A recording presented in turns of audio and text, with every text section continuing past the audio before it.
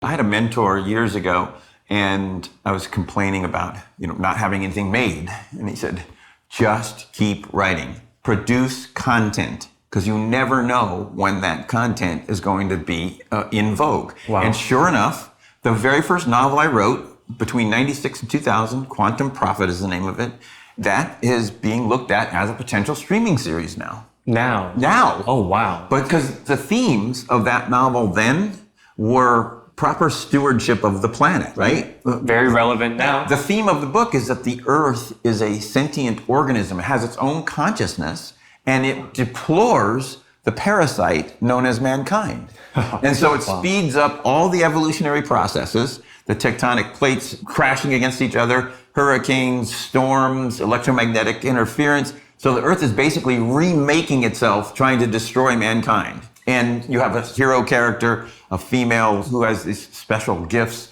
that understands why this is happening. And she trots the globe throughout the novel to help, restore the balance in the Earth. And so that was the novel back in the late 90s. Welcome back to My Perfect Path, a show about chasing dreams and developing careers. Today we have a special guest, entrepreneur Chris Kahn. His journey has taken him from personal training to screenwriting to launching his own startup. And along the way, he's worked with some of Hollywood's biggest names. Chris is the founder of Treever, a messaging app with a fresh approach. Over the years, he's worn many hats, from fitness to tech to storytelling. He's also a dedicated cyclist, riding an incredible 250 miles a week, with a lifetime total of over 300,000 miles. And if that's not impressive enough, he's trained high-profile clients like Steven Spielberg, all while pursuing his passion for screenwriting. In today's episode, we'll dive into how Chris balances his diverse career and lessons he's learned along the way. Whether you're interested in writing, entrepreneurship, or just looking for inspiration, this episode has something for you. Hope you enjoyed the episode. Welcome to today's episode, My Persistent Path, featuring a very special guest, Chris Kahn. Chris, welcome to My Perfect Path. I'm thrilled to have you here. Thank you. Just to kick things off on a high level, can you describe your current state of your career?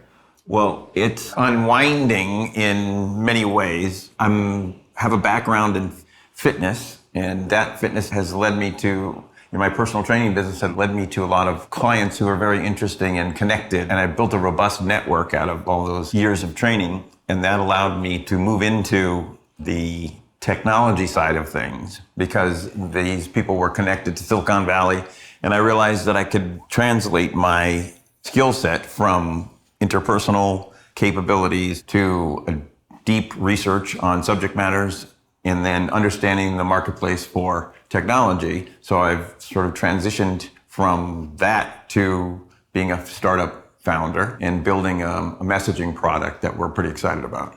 So the product itself is called Treever. Correct. Could you tell us a little bit more about Treever and how it works? Yeah, well, one of the things that struck me in my musing, it's actually, the genesis of this actually comes out of a screenplay that I wrote, because I've been a writer all along the way as I've had my training business of novels and screenplays. And I had an idea for a comedy where someone like Melissa McCarthy invents the next big thing, tech app. And my idea was that you could have an app that was sort of a hybrid of Snapchat and Instagram and Musical.ly at the time, which would become TikTok. And I wrote a movie about somebody who invents this app and all of the shenanigans that go along with not being technically savvy, not being a coder, but having an idea. And how would you go about building a team? And she gets her ex-boyfriend to help with the coding and all this. And it becomes sort of like the Wedding Crashers meets The Social Network. So I wrote this script and we got it to Melissa McCarthy and she was attached to the movie. It got made. It's all in development still. But I ran into a friend of mine on the bike path who I knew was a high-level engineer at Oracle. And I was telling him about writing this movie. And I told him what the app was and what it could do. And he said, why don't we go build that? And so that's how my journey began to build this messaging app. And because we realized right away that there was a niche between native texting and messaging and making TikToks, essentially, right? So native messaging itself, iOS and Android, has not evolved that much. And it's still the most used messaging format in the world. Something like 90% of text messages are still sent over the native platforms on those iOS and Android. And that hasn't evolved much past GIFs and Bitmojis and things like that. So we thought we could find a way to build very quickly, assemble from the content, which is image content, music content, and the message itself, and an animation component with a couple of steps. You could integrate all those things into a multimedia micro montage that contained your text message, and we could just push that through that pipeline of native texting. So we thought, we recognized an opportunity in that marketplace, and that's what we're building. I think this is definitely the coolest start of an app idea I've ever heard. And I'm very excited to see what comes of it and actually to be able to use it. How do you envision people using this app in the future? Well, I've always said that Treever could be very, very successful because it makes texting more emotionally gratifying. So a lot of texting is transactional, telling somebody you're going to meet them here, you meet them there, whatever. You're going to put something together, or you're sharing something that you just snapped a picture of or whatever. And I think by adding the music component, you make that message more emotionally rewarding. And so I think that's where we can position ourselves in the marketplace of more emotionally gratifying texting. I see. So it's making boring text more engaging. Correct. Just like TikTok made Instagram posts more engaging. Right? Like I think maybe that's where we're going at. Yeah. Well, thank you so much for the explanation. I do want to get into how you built up your career as well. And for today's episode, we've picked the adjective persistent. Can you tell me a little bit why you picked this adjective?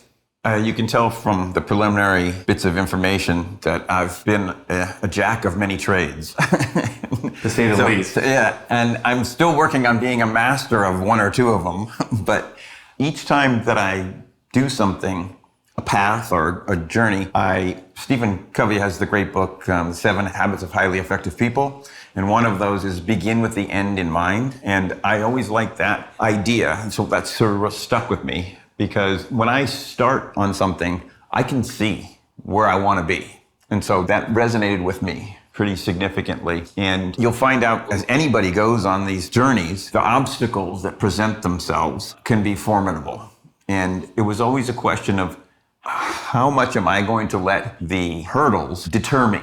And I guess I just have the kind of personality where I said, that's not going to stop me. That's not going to stop me. That's not going to stop me. I mean, the whole Universal Music licensing thing. My first meeting at Universal Music with the head of business affairs, Jeff Harleston, they wanted $1 million advance from us to use their catalog because they're the most robust catalog in the world, right? Best music, best artists. And at this point, did you have a lot of experience dealing with these deals, or? No, not at all. Not at all, right? No. But I've dealt with the players who, most of my personal training clients were very successful, high profile executives or celebrities or business CEOs. So on a daily basis, I'm interacting with those people. So I'm not afraid, I'm not intimidated by those people.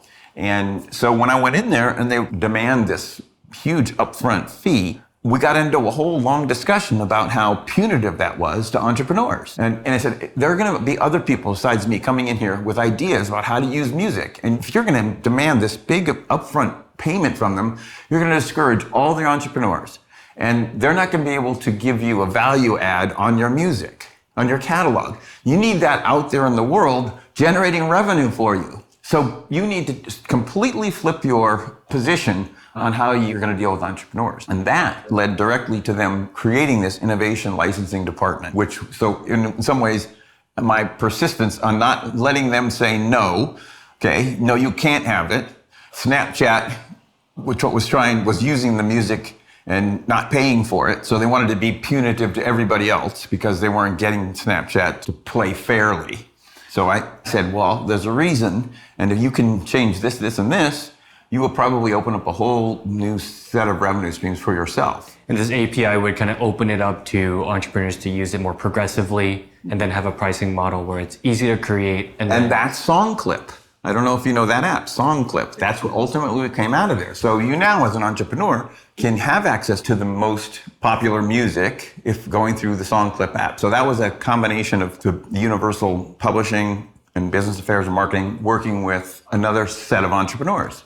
Yeah. That's awesome. You've basically, by being persistent, you gave them actually a lot of innovation as well. Exactly. Can you tell me a little bit about your background, maybe a little bit about your childhood and like what was it like growing up? Yeah, sure. I feel very, very fortunate about my formative years.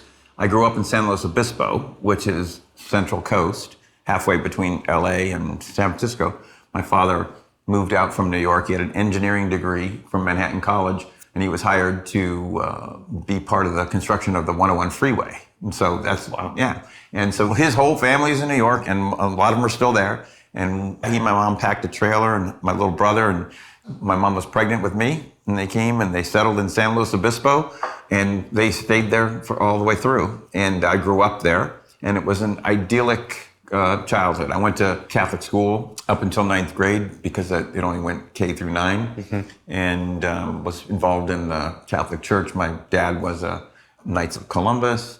He was also the Scoutmaster. I went through scouting. I was an Eagle Scout, youngest Eagle Scout in California at the time. Oh, wow, amazing. Yeah, but so I was great, and I had great friends, played sports. You know, we grew up in the era where on a Saturday, you'd get on your bike in the morning with your friends, and you wouldn't come home until dinner, and your parents didn't care. So it was great. So I had fantastic friends, fantastic schooling, didn't really have a lot of trouble growing up. And then I got a scholarship to UCLA, and I left San Luis Obispo and came down, and I knew that San Luis Obispo is slow town, SLO, right? And it is slow. Although it's grown quite a lot since then, but you don't have the opportunities that you do in a bigger urban environment. But yeah, that's my background. So you've had 3 distinct careers that you've had almost in parallel. First, your writing career, which includes your work as an author and also a movie writer. Your personal training career, which has basically been throughout your whole life, and this tech founder role. Could you tell us a little bit about the timeline of how that happened and perhaps how they may or may not have helped each other? Well, I've always been a writer. I wrote in high school, and I was actually published poetry in high school and short stories, and even wrote a musical in high school as a senior project, essentially. I was a big Elton John fan at the time, and he has an album called Tumbleweed Connection, which is a brilliant masterpiece album, I think. But it didn't have any really popular hits on it. So the mainstream listeners don't have much of an idea of that album, unless you're really an Elton John fan. But there was a total story in that album. It was kind of a themed album. And at the time, I thought, I could craft a whole musical with these songs. And I'd been, my family was very musical, and I grew up in a theater. And so that was my senior project. And ultimately, down the road, I was able actually to get that musical into development 30 years later, as a result of my relationships from personal training. So the writing part was always there. I've always been passionate about telling stories, and characters and situations are always in my head. But I was also wanting to go to law school. I was at UCLA in the early 80s, and I thought, I'll do a practical thing. I'll go to law school, get a law degree. But I was training a lot at the time, myself, personally, for triathlon. I was racing triathlon.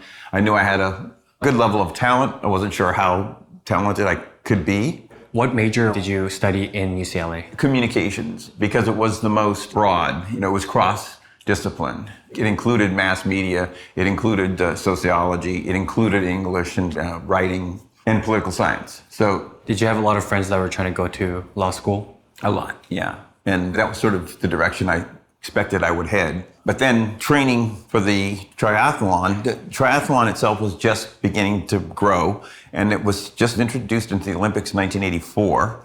And I thought, okay, between 1984 and 88, I'll just allow myself to train, see if I can be at Olympic caliber.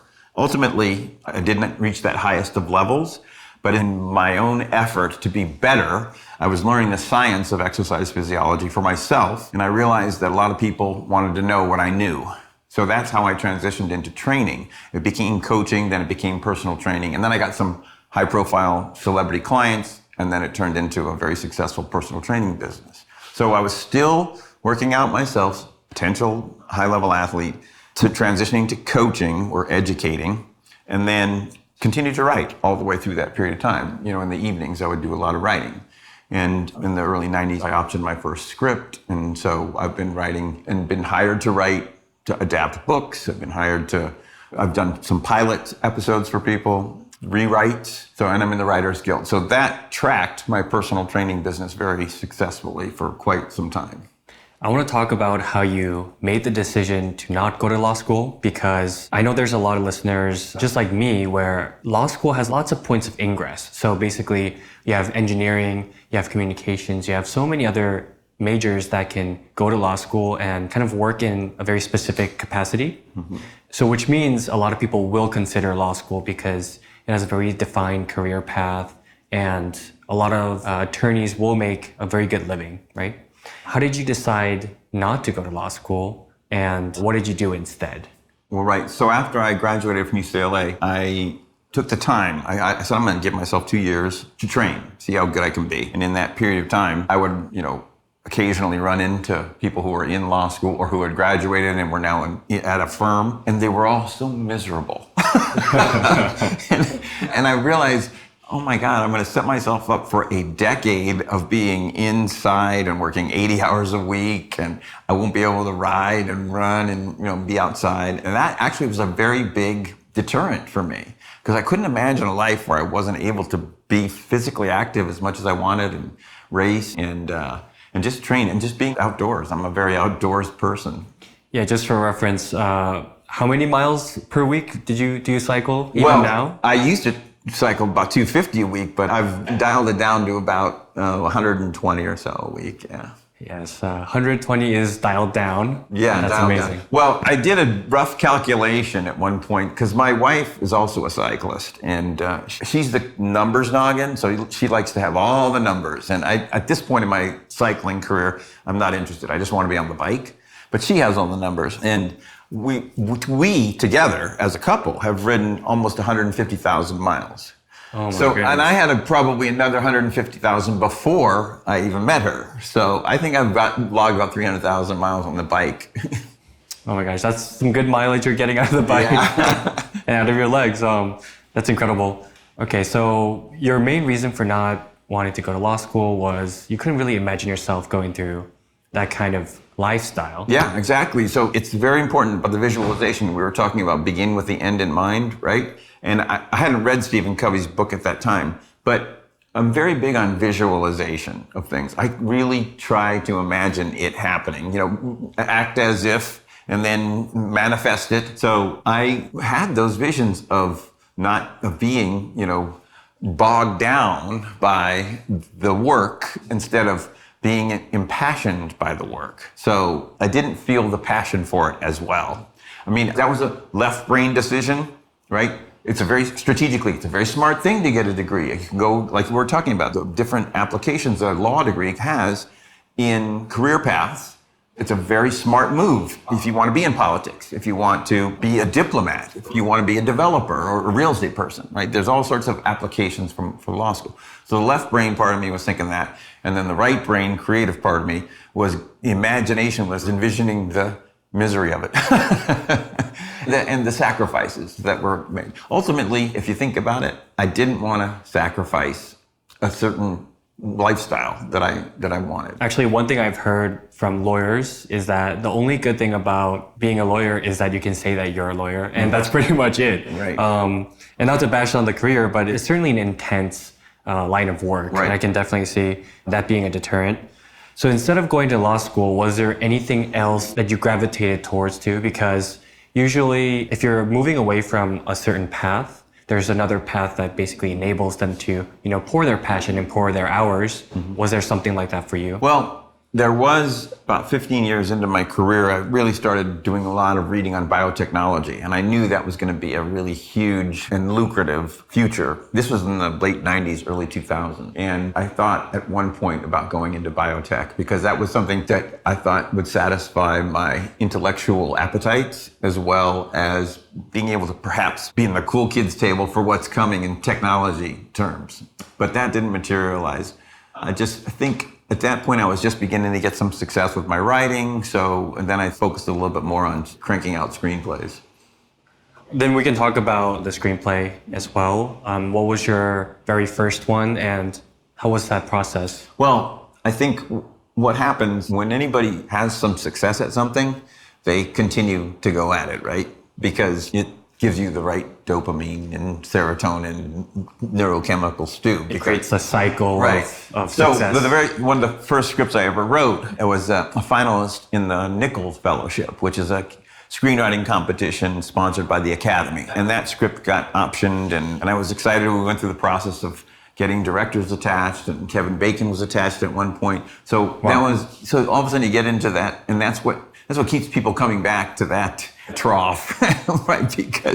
Because you get excited about these things, and oh my, this could be the movie. And this has happened to me dozens and dozens of times with my projects, and the frustrating thing is that none of them have ever made it to the big screens. But the process, again, if you like the process, and I do, I like the process of storytelling.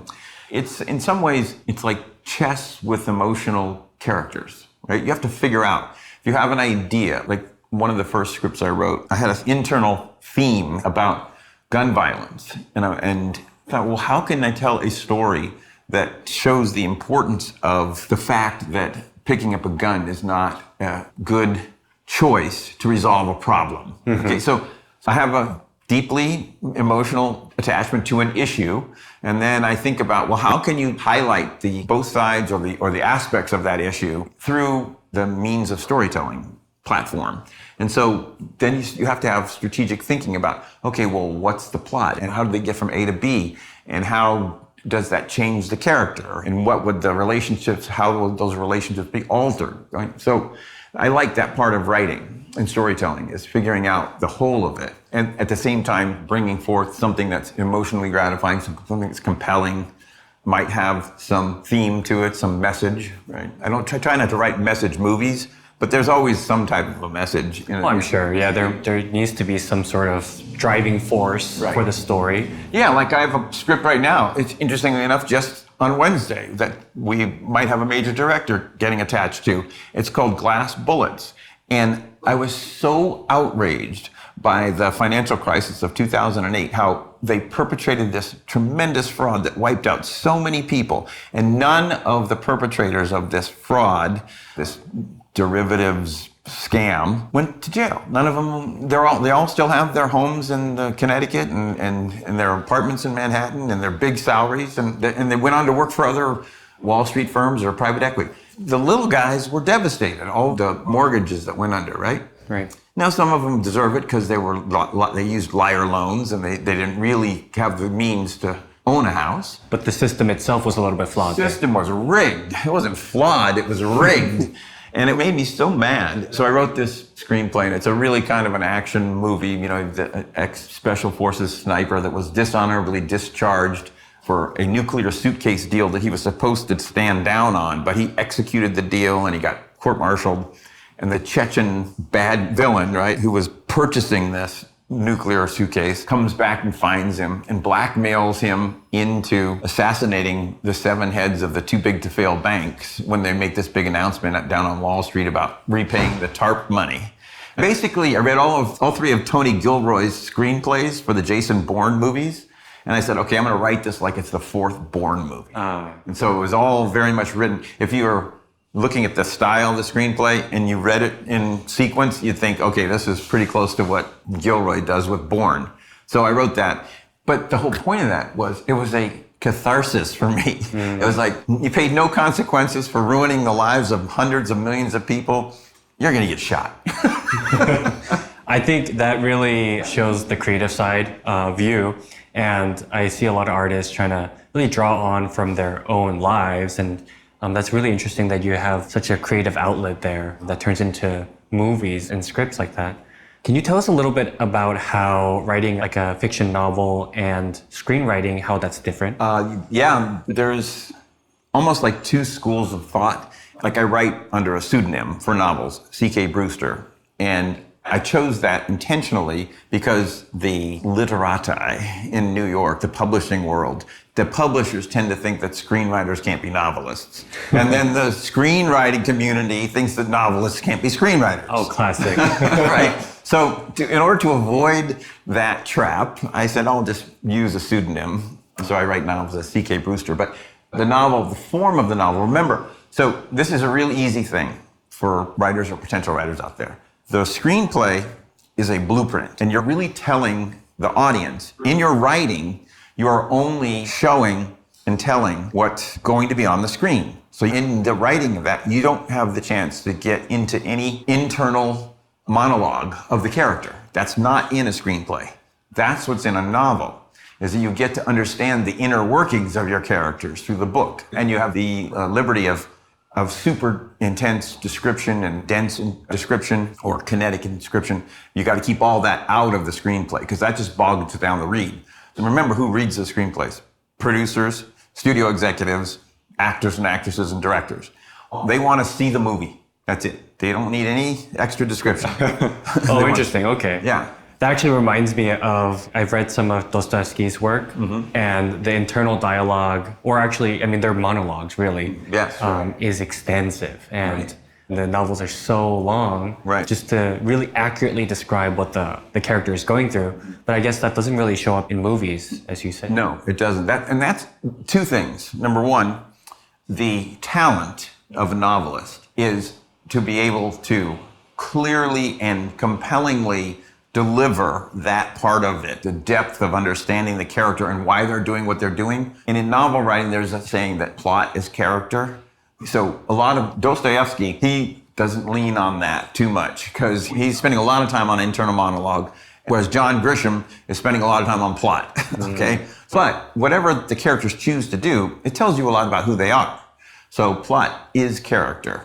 But in the novel, you have the chance to extrapolate on the richness of character. And you could say the same thing about a script, because what people do in the movie, it tells us a lot about who they are. But the reason streaming series have become so popular is because they've kind of been able to do a little novelistic thing cinematically, because they have more time to develop the characters. So you see longer scenes and more establishment of atmosphere. If you take our Bridgerton, they take a lot of time to build that world for you. Would have been different if it was a movie, you're saying? Yes, because you have 2 hours. I really like this movement because I know a lot of my favorite movies, I wish there was just more of it, you know, and I guess that's where it comes from. And that's what makes, you know how many times you've heard people say, oh, the book was so much better than the movie. Exactly. Right? Well, that's because they don't have enough time, really, to give you all the goodies from the novel. So that's why streaming is fabulous. I mean, you're young. You're growing up in the era. This is the golden era of storytelling.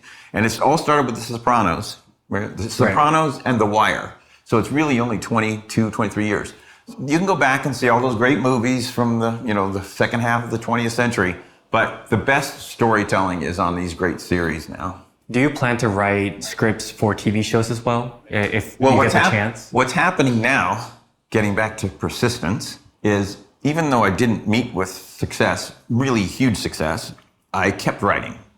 And I had a mentor years ago, and I was complaining about not having anything made. And he said, just keep writing. Produce content, because you never know when that content is going to be in vogue. Wow. And sure enough, the very first novel I wrote between 96 and 2000, Quantum Prophet is the name of it, that is being looked at as a potential streaming series now. Now.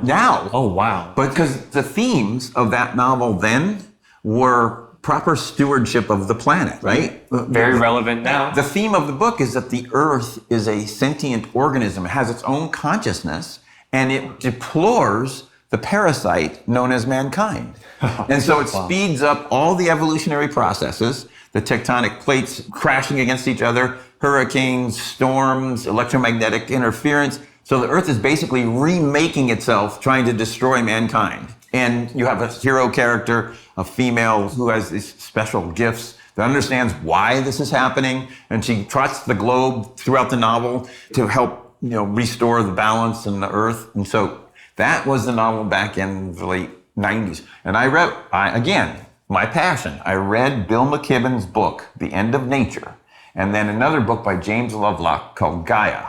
And those books really resonated with me. And I thought, well, those are academic books, right? Those are very dry, talking about the status of things and with evidentiary presentation. Very few people are going to read that kind of a book and get anything out of it. So if you want to try to tell people that we need to be better stewards of the planet, you got to tell it through a compelling story, something that people can emotionally connect to. And so I created this novel as a way to put these themes into an emotionally encompassing, identifiable arena, right? I must say that story is actually very ahead of its time. I feel like it's something that I could definitely see as a movie now, or even a TV show. Yeah. So I'll tell you a really interesting tidbit about that book. One of my clients at the time was Ray Manzarek. This is your personal training My client? personal training clients. He was the keyboardist for The Doors, right? And so those guys in the 60s, acid, LSD, right? All that stuff. So he was one of the first guys to read the book, the first draft. And I remember he came in, I gave it to him on a Thursday. He came in on Monday morning for the workout, and he looked right at me and he goes, "What the were you on? What the hell were you on when you wrote this book?" I said, "Nothing." And he goes, "You're kidding. How? That's the way your imagination works?" I said, Extremely creative, yeah. Yeah. So that was kind of I see that as a very backhanded compliment. No, I think as a writer and a creative, I think that's one of the best things you can hear. I want to talk about your mentor that you've mentioned. Mm-hmm. I was going to ask about, were there any influences in your life for your writing career and how you were able to be persistent for that career? I had a good screenwriting teacher at UCLA. It's very difficult to finish a script. I mean, because you just get bogged down and it just gets frustrating. I can't tell you how many thousands of hours I've been staring at a computer screen, waiting for the inspiration to come. And they always tell you about all these tricks. Well, just start writing something, right? And never, here's another trick for writers, is when you're finishing up on something and you've written 3-4 pages, stop in the middle of a sentence. Oh, right. Interesting. And pick it up from there the next day. It's much easier to continue from a mid-sentence than a full stop. Yeah. Another great thing that I was taught by Bob Adams, my UCLA screenwriting teacher, was amateur screenwriters, they tend to think that a scene has a beginning and an end. But he said, wherever your story's going, whatever you think the first 2 or 3 bits of information that are necessary for your audience, just eliminate them. Jump right in, okay? And let the audience catch up to what's happening in the scene instead of trying to set the table for them with the scene. Jump into the scene and let them catch your coattail and go through it, right?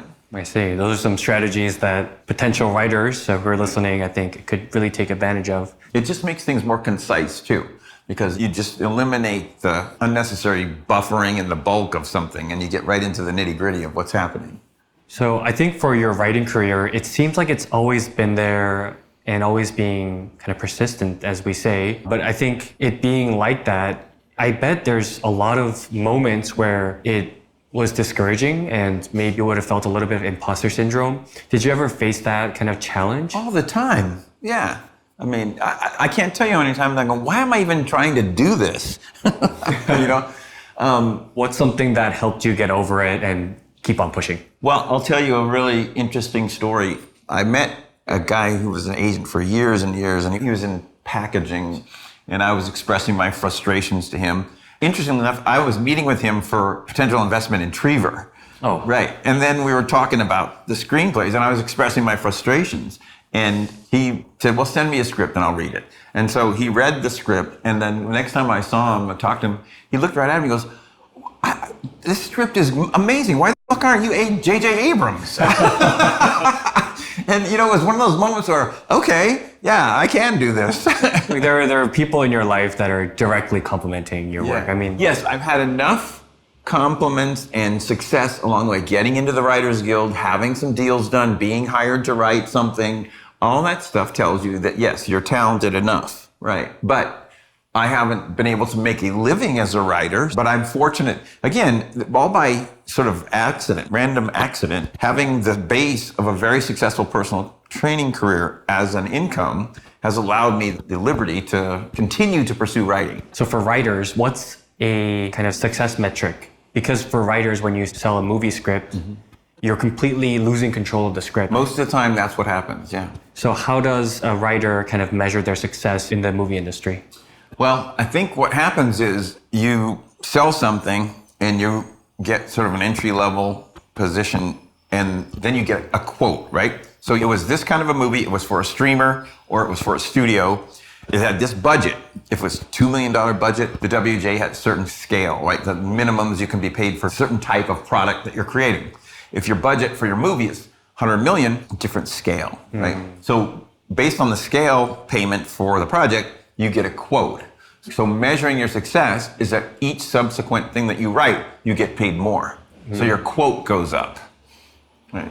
I see. And I think the ultimate is when I haven't gotten here, and I hope at some point I might be able to break through to this, is when you get hired to rework somebody else's script.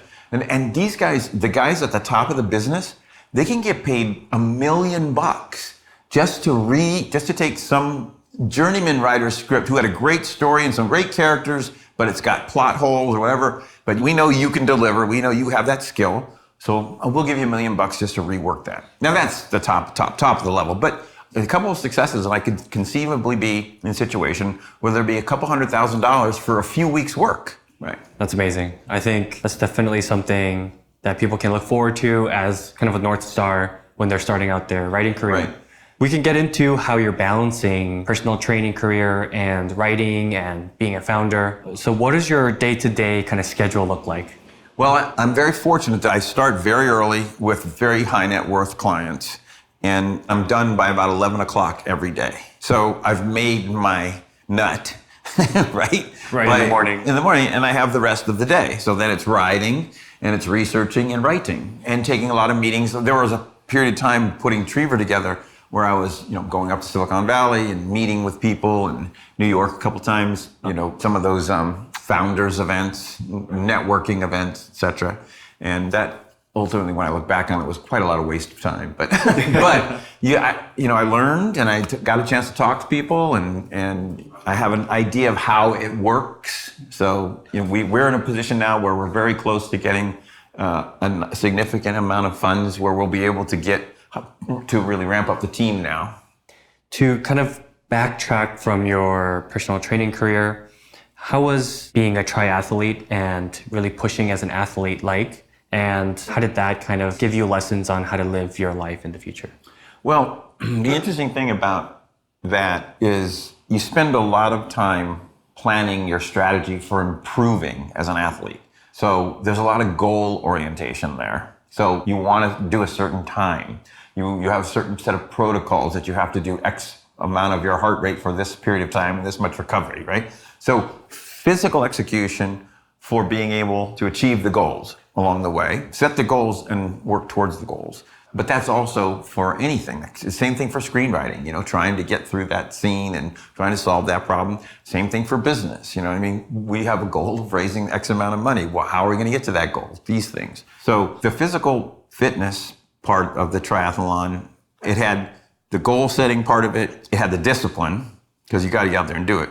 And the other big thing is you're putting yourself into distress on a regular basis. So how are you? On purpose. Yeah, on purpose, voluntarily, right?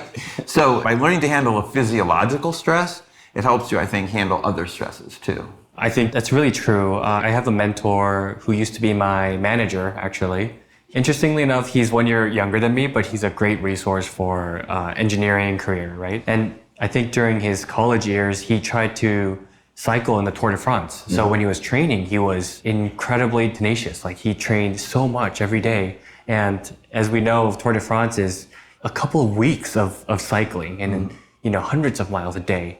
So I see a pattern for a lot of athletes having a lot of perseverance and being persistent. I think that's really interesting. So one thing that was interesting was you mentioned you trained Steven Spielberg and his family. Can you tell us a little bit more about that? Yeah, that was a great experience. So I had been training entertainment industry people and ended up training Steven's wife, Kate, for a couple of years at that point, and got involved in the Spielberg family because they had a lot of little ones at the time, and I'm pretty good with kids. So, they'd come into the gym here and there. And when Steven decided to make Schindler's in Poland, they wanted to know if I would go with them because Kate's daughter, Jessica, and her friends, they were going to do a semester in Europe kind of thing. So they were going to be finished their junior year in high school in Poland. with traveling around on the weekends to different cities and getting sort of a historical / party in Europe. And so they knew I could handle some physical activity for the kids as well, because the whole family went. So we had 2 nannies, and I was there for the personal training for Kate and Stephen when he wanted to train, which was very seldom, and then doing some activities for the kids. So they hired me specifically to do that. And so I went over in advance and set up a gym. They had a big compound in Krakow that they rented for the 6 months. And I went over there early and set up a gym in that compound. Wow. Yeah. And because this was just after, this was 93. So, 89, the wall came down. And so Poland was still Eastern Europe. And there was no real cutting edge industry. So all of the equipment had to come from West Germany. And we put it in there. And I was there to train Kate, do the activity for the kids, and Stephen, and any principal actor who wanted to work out as well. So I ended up working out with Ralph Fiennes and the cinematographer, Janusz Kaminski. And that was great. But it was great because I would have a certain amount of obligation for everybody's physical fitness. And then the rest of the time, I was on the set watching Stephen make the movie. And so for me, it was like the ultimate film school. Yeah. And I got to meet, a lot of the creative people, the editors and the production designers. Because I was Stephen's person, they actually had to talk to me.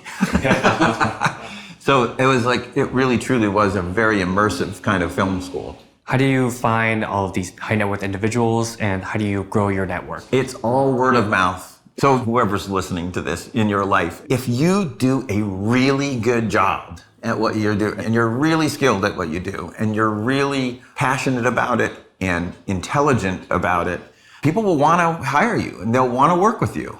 And so I think that's really only it, that I was doing a great job with client after client after client. I haven't had to solicit a personal training client in 30 years. They just come. Did you have a mentor in the personal trainer career, and what were some of the challenges that you faced, and how did your mentor help you through that? That's a good question. I don't know that I had a direct mentor. I had a friend of mine, Kevin, at the Phoenix Athletic Club is where I kind of started that. And so he was in charge of the fitness program there, and he was very knowledgeable. He had a physiology degree. And so I just sort of picked his brain, and my very first client was over there that Kevin knew. I was working out there myself, and he knew that I knew all that stuff. And so he introduced me to somebody that I trained there. So I actually got my first taste of training somebody before I even came back to LA. So I would say that Kevin was very influential in encouraging me. And I think at one point he said that when you have knowledge, people will pay for it. Right? And he was actually very prescient, because this was in the mid 80s. And he was saying that health and fitness oriented service industry is just going to explode. And I think that stayed with me. And then when I came back to LA, I was just working in a gym. And then I saw the beginning of the personal training program happening. And then I was very lucky because I was working at a Sports Connection in Encino, and the owners of the Sports Connection, they wanted to build the most premier gym and health fitness facility in the United States. And that was the Sports Club LA. And they interviewed all the trainers from all the different clubs around Southern California, and they picked the 10 best to come and launch their flagship fitness. And I was one of those 10, right? Wow. Yeah, I guess the skills kind of speak for themselves, and that's how you're able to kind of push that. So as we kind of near the end, I want to ask a couple of questions. So the question is around, to whom would you not recommend this career, or I guess in this case, careers, and to whom would you recommend this career? And maybe, I think we could talk about even having this like split career as well as the individual, the 3 careers you've had in parallel. Right. So I think it takes a certain kind of personality. I read Deepak Chopra. I read him years and years ago, and I remember one of the biggest lines that stuck out to me was, he said, "Learn to live with uncertainty."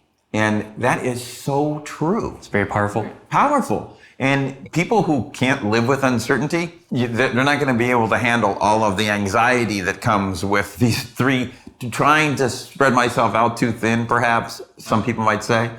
I can hear my mom saying that right now, or just not knowing, like a personal training career. When the pandemic came, we were freaking out because we weren't going to be able to be with our clients in person. Our income could have gone to zero. Right. But again, the pivot, persistence, right? We convinced, I think, about 80% of our clients that we could train them effectively through Zoom. And so we worked very hard. And the most interesting lesson about that was we had to become super effective and efficient communicators because you're not doing for them in the gym. They have to do for themselves, but you have to give them the instructions, not just what muscle groups they're focusing on and their breathing and all that. No, when you pick that dumbbell up off the rack, make sure your knees are bent, right? I mean, you have to get that specific when you're training somebody over Zoom. So we were able to pivot like that, thanks God, and we were able to maintain that income. So anxiety, that's an uncertainty. Boom, tomorrow there could be a pandemic and your personal service job could be gone. Now that's anxiety. You know, and then writing a script that goes to a studio and there's a lot of anxiety. Are they going to like it? Is it going to come together? You know, all of that stuff. So there are plenty of people whose personalities should be indicative of them in a corporate job where there's benefits. Like all of my sisters have jobs where they have benefits. They're teachers and they're administrators. So they have set hours. Everything's sort of laid out for them. They have benefits. None of that works for me. Doesn't work for entrepreneurs. Do you believe that a lot of these skills are innate, or did you feel like you developed them over time? I think I'm always an 80-20 guy. 80% genetics, 20% work, and 20% lifestyle, and 20% choices, right? I mean, my efforts to be a high-level triathlete were absolutely that. I had a certain amount of genetics, and the 20% where I was going to apply every possible scientific and training advantage to myself because I knew what they were and how to implement them, it still didn't make up for that shortfall in my genetics. To summarize some of the things that we talked about today, I think persistence has really been a key movement throughout your life, and we can see it in every part of your journey. And something I personally learned is, having that perseverance and being able to really push through until, even though there's no immediate reward, call it delayed gratification or perseverance, but I feel like if you have a vision in mind and constantly pushing towards that, even though there's something immediate, that takes a lot of work, but I think it really gives you a massive reward, I think, later. I'll add one thing to that. When certain situational things come up, my wife, if we're in a social gathering, she'll say, well, Chris, tell us how the brain works. And because it's like, why did they do that? Or whatever, because I'm a lay student of neurobiology. And the interesting thing is that we as human beings are dopamine-seeking creatures. And that's it. Whatever you're doing, you're seeking dopamine. And we have religion, we have sex, we have drugs, we have carbohydrates. But one of the least appreciated dopamine producers is goal achievement. And what the interesting thing about goal achievement is that it secretes a little bit of dopamine over a long period of time. So each time you get a little closer to your goal, you do get that dopamine rush, right? And because you're getting closer and closer. So it's just a sort of elongated dopamine delivery. So goal orientation is a big part of that. Again, that's persistence is clearly necessary if it's a long-term goal. I guess to wrap things up a little bit, I want to ask you for one last piece of advice. Is there something that you would like to tell the listeners to kind of wrap it up? Probably the most famous student, or a teacher, I should say, of mythology and understanding mythology is Joseph Campbell, hero with 1,000 faces. And one of his constant invocations is follow your bliss. And that's great. And I have lived a life of following my bliss because these things have all mattered to me. But at the same time, I'd put an addendum to that. Follow your bliss, but be smart about it. Well, thank you so much for joining the podcast. I really appreciated all of your insights and also your time. Yeah, my pleasure.